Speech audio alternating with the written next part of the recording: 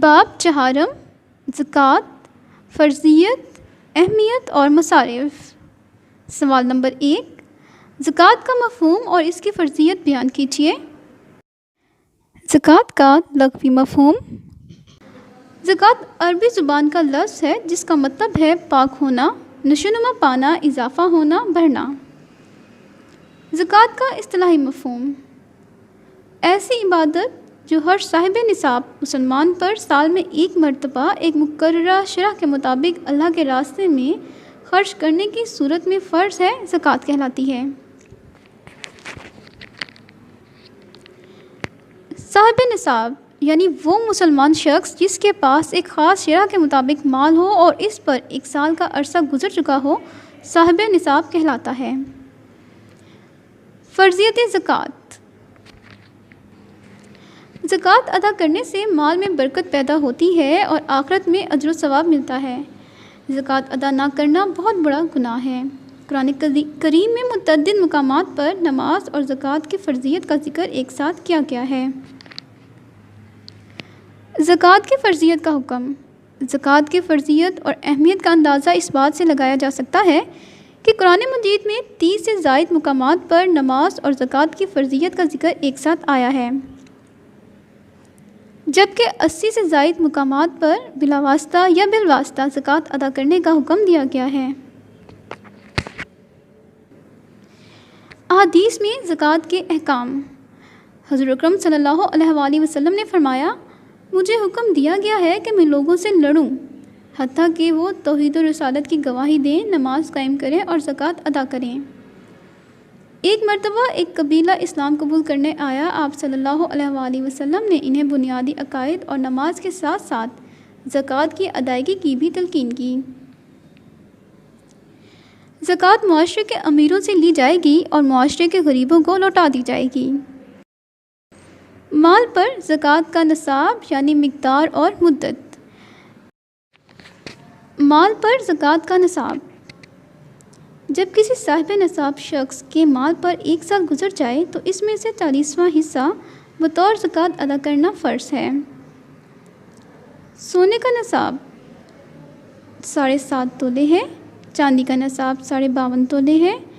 مال و دولت اور نقدی کی صورت میں سونے یا چاندی کے نصاب کی بازاری قیمت کے برابر مالیت ہونی چاہیے۔ وہ زرعی پیداوار جس کی آبپاشی بارش سے ہو، اس پر 10واں حصہ زکوٰۃ ہے، اسے عشر کہتے ہیں۔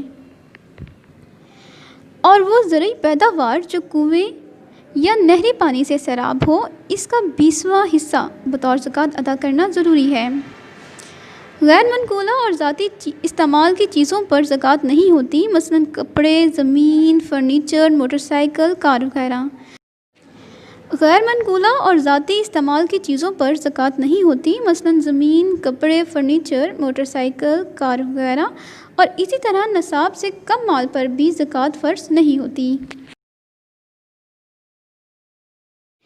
زکوٰۃ کی فرضیت اور اہمیت کا اندازہ اس بات سے لگایا جا سکتا ہے کہ قرآن مجید میں تقریباً 30 سے زائد مقامات پر نماز اور زکوٰۃ کی فرضیت کے لیے اور نماز قائم کرو اور زکوٰۃ ادا کرو کے الفاظ ایک ساتھ آئے ہیں، جبکہ 80 سے زائد مقام پر بلا واسطہ یا بالواسطہ زکوٰۃ ادا کرنے کا حکم آیا ہے۔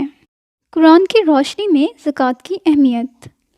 قرآن مجید میں زکوٰۃ کی ادائیگی کو نفس کی طہارت اور پاکیزگی کا باعث قرار دیا گیا ہے۔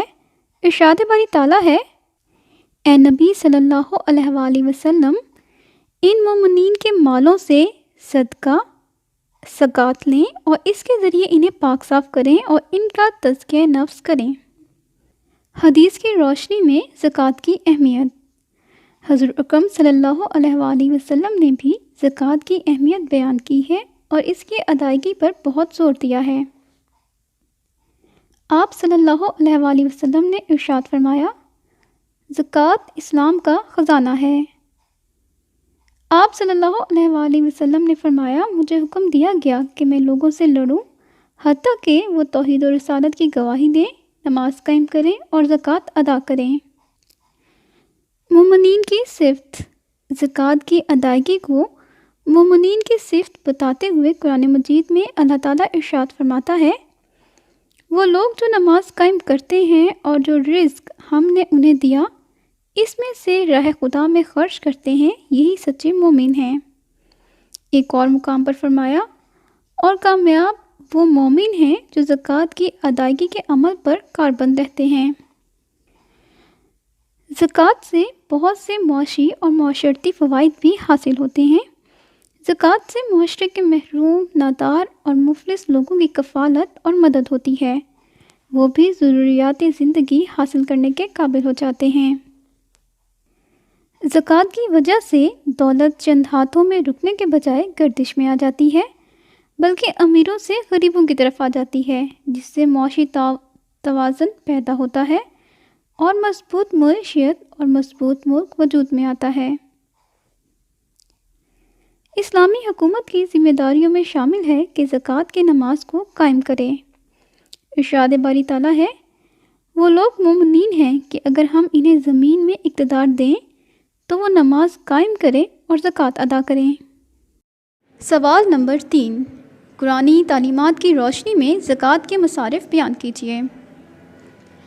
زکوٰۃ کے مصارف کا مفہوم۔ مصارف مصرف کی جمع ہے۔ مصرف کے معنی ہیں صرف یا خرچ کرنے کی جگہ۔ مصارف زکوٰۃ سے مراد وہ لوگ ہیں جنہیں زکوٰۃ دی جا سکتی ہے اور وہ کام جن پر زکوٰۃ کی رقم خرچ کی جا سکتی ہے۔ زکوٰۃ کے مصارف۔ قرآن مجید نے زکوٰۃ کے 8 مصارف بیان کیے ہیں: فقراء، مساکین، عاملین، تالیف قلب، رقاب، غازمین، فی سبیل اللہ، ابن السبیل۔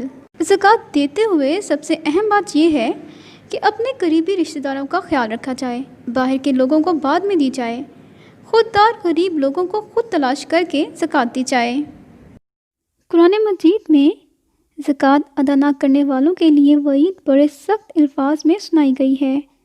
ارشاد باری تعالیٰ ہے، جو لوگ سونا چاندی سے اللہ کی راہ میں خرچ نہیں کرتے، انہیں دردناک عذاب کی خبر سنا دیجیے۔ اس دن اس سونے چاندی کو جہنم کی آگ میں تپایا جائے گا، پھر اس سے ان کے چہرے، ان کے پہلو اور ان کی پشتیں داغی جائیں گی، اور کہا جائے گا، یہ ہے وہ خزانہ جو تم اپنے لیے جمع کر کے لائے ہو، اب اس کا مزہ چکھو جو تم جمع کرتے رہے تھے۔ زکوٰۃ ادا کرنا اجر و ثواب کا باعث ہے۔ ارشاد باری تعالیٰ ہے، جن لوگوں نے نماز قائم کی اور زکوٰۃ ادا کی، ان کے لیے ان کے رب کے ہاں اجر ہے۔